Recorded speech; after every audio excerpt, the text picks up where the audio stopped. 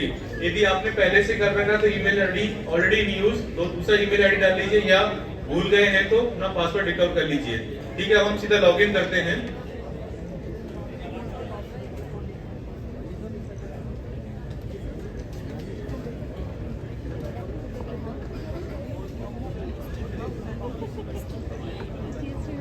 तो आप लॉगिन करने के बाद देखेंगे यहाँ पे बहुत सारे प्रोजेक्ट्स हैं और यहाँ पे फोल्डर है। मान लीजिए प्रोजेक्ट पे गया मैं,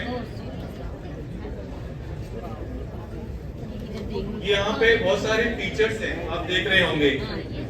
ये डैशबोर्ड तो एडमिन है, ये इंस्टेंट ट्रांसलेशन है, ये नोटिफिकेशन का है, शो टीएम का है, एनालिसिस है, रिपोर्ट है, डिक्शनरी है।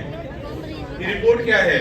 रिपोर्ट में हम ये देख सकते हैं हमने कितना काम किया है, कितने वर्षों से हम काम कर रहे हैं ट्रांसलेशन में, हमने कितने सेंटेंस अनुवाद किए हैं और कब कब क्या किया हमने। जैसे आप बैंकिंग में अपना स्टेटमेंट लेते हैं ना, अकाउंट का सारे डिटेल्स आती है अकाउंट की क्रेडिट एंड डेबिट की, एवरी इंफॉर्मेशन ऑल्सो आप कंटेंट्स में देख सकते हैं।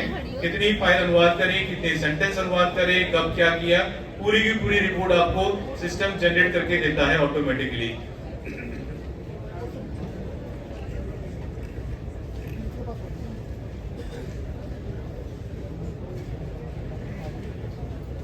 यहाँ पे आप देखेंगे फाइल अपलोड करें और हर फीचर से आप मूव करेंगे कर्सर को, तो उसका हिंदी में, इंग्लिश में क्या मीनिंग है और वो क्या करता है, सारी जानकारी आपको वो देता है। जैसे पहला है add file to folder, export folder. ये एक्सपोर्ट फोल्डर है, मान लीजिए मैं आज एक दूसरे दफ्तर में काम करता, कल मेरा ट्रांसफर हो गया, तो जो आपने सारे काम किए हैं या आपने कोई नया अकाउंट बनाया है, उस अकाउंट के तहत अपना पुराना इंपोर्ट और एक्सपोर्ट करके अपना पूरा सारा काम नए अकाउंट में ले सकते हैं। इसको आप, ये आपकी ऐड टीएम है, ये क्रिएट टीएम, आपको कोई नई टीएम क्रिएट करनी है, यहाँ पे क्लिक करेंगे। ये आपका सोर्स फाइल डाउनलोड है, अपलोड है। मैं पहले आपको एक फाइल अनुवाद करके दिखाता हूं। आपको जो फाइल आपको अनुवाद करनी है वो फाइल आप सेलेक्ट कर लेंगे। ये फाइल आपको मैं खोल दिखाता हूं। ये देखिए, ये आपकी इंग्लिश की फाइल है जो मेरे को अनुवाद करनी है। प्लीज थोड़ा ध्यान से देखिए, मैं आपको लाइव सिस्टम दिखा रहा हूं। If you skip some steps थोड़ा दिक्कत होगी फिर आपको, प्लीज। तो ये आपकी कोई फाइल अनुवाद के लिए आई है जिसमें इमेज है, टेबल है, डिफरेंट कंटेंट है। हम इसको अब अनुवाद करके देखेंगे कि अनुवाद होने के बाद ये फाइल कैसी लगती है। जो मैं आपको दिखा रहा हूँ ये लाइव सिस्टम्स हैं, ऐसा नहीं कि यहाँ कुछ दिखा के जा रहा होता नहीं है। आप, ये 2018 में लॉन्च हुआ था, बहुत सारे बैंक के लोग यूज करते हैं सॉफ्टवेयर को, उनको पता होगा सॉफ्टवेयर के बारे में, उसकी उपयोगिता के बारे में।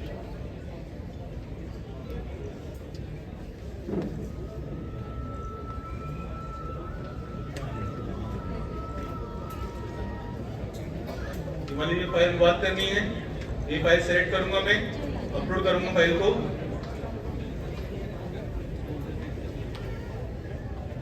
आप देखेंगे जैसे ही मैंने फाइल अनुवाद अपलोड करी, कृपया देखिए ध्यान से, जब मैंने फाइल अपलोड करी, किस तारीख को करी? आज 3 तारीख है। स्टेट प्रोग्रेस क्या है? 0, क्योंकि मैंने फाइल अभी अनुवाद नहीं करी है। उस फाइल का स्टेटस क्या है? 0। और क्या है स्टेटस? न्यू। इंग्लिश से हिंदी करनी है, किसने करी और उस फाइल का साइज क्या है। इस फाइल को डबल क्लिक करूंगा मैं, ये फाइल खुल जाएगी। अब हम उसका अनुवाद करेंगे।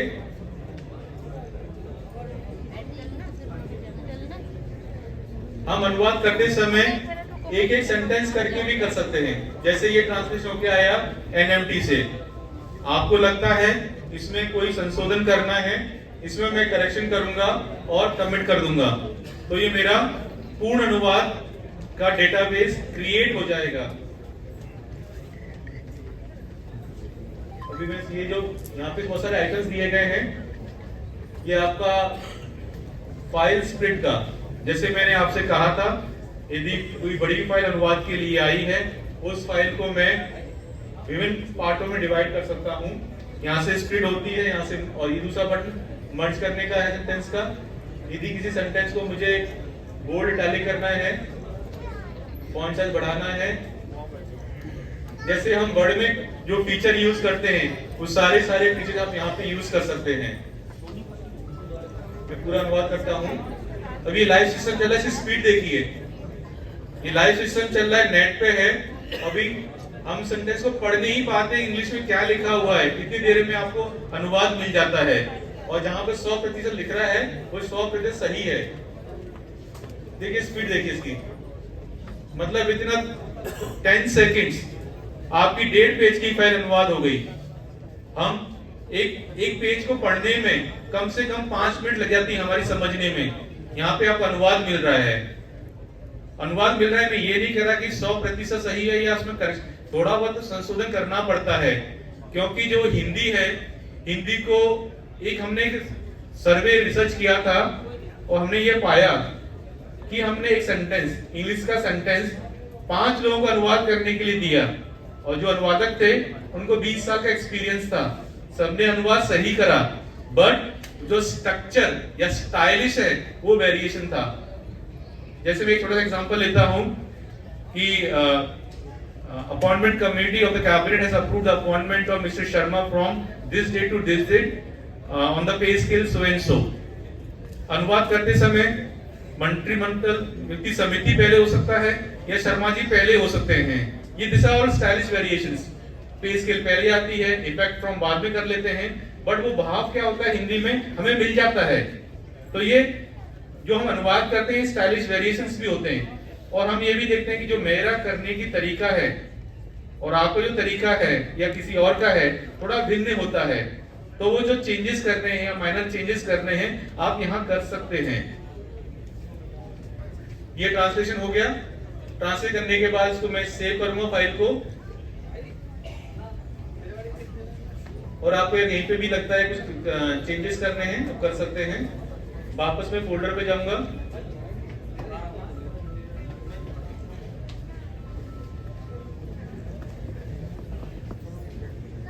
ये देखिए 3 तारीख को फाइल अपलोड की थी मैंने, अभी कहीं आपके सामने 100% हो चुकी है ट्रांसलेटेड।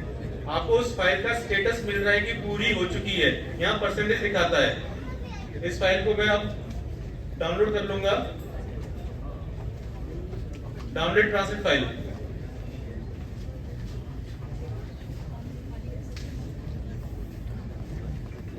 यहाँ की फाइल डाउनलोड हो गई।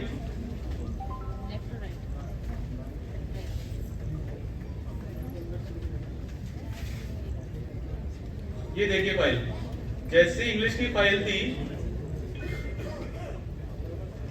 उसी तरह आपकी हिंदी की फाइल आ गई।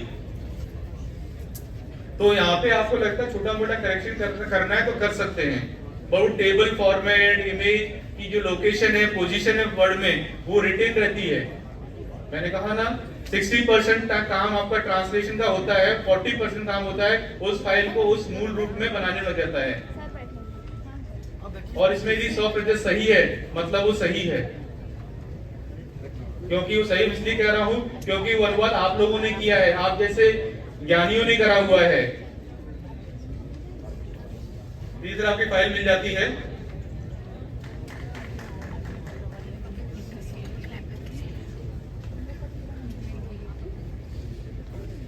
ये था आपका अनुवाद कैसे करना है। जैसे मैंने आपसे कहा था इंस्टेंट ट्रांसलेशन, मैंने बात कही थी आपसे। मान लीजिए मुझे सीधा सीधा कुछ अनुवाद करना है, सीधा फाइल खोलूंगा, जो भी अनुवाद करना है कॉपी करूंगा,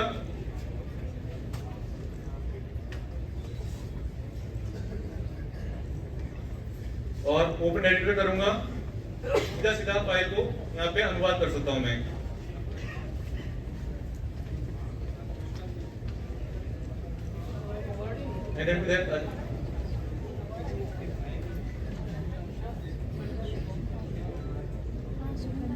ये मेरी टीएम्स है, मैं जो मेरी टीएम बनाई है, ये सारी टीएम यहाँ पे नजर आती हैं। इन टीएम से देखो होता क्या है, मैं आप दिखाता हूँ होता क्या है, टीएम में क्या स्टोर होता है। एक कोई खोलता मैं आप सामने,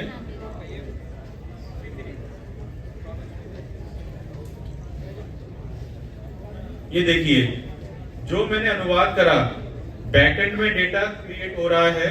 और देखिए ये सेंटेंसेस हैं। दिस रूल्स में be called the general provident fund central rules 1960।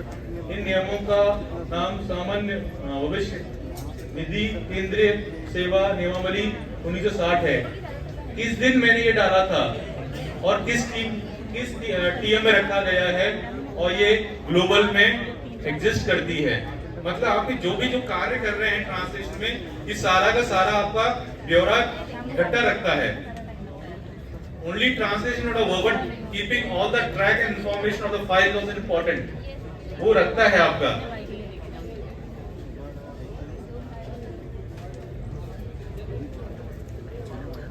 तो ये सोटियम का फीचर था, जैसे मैंने आपको बताया है।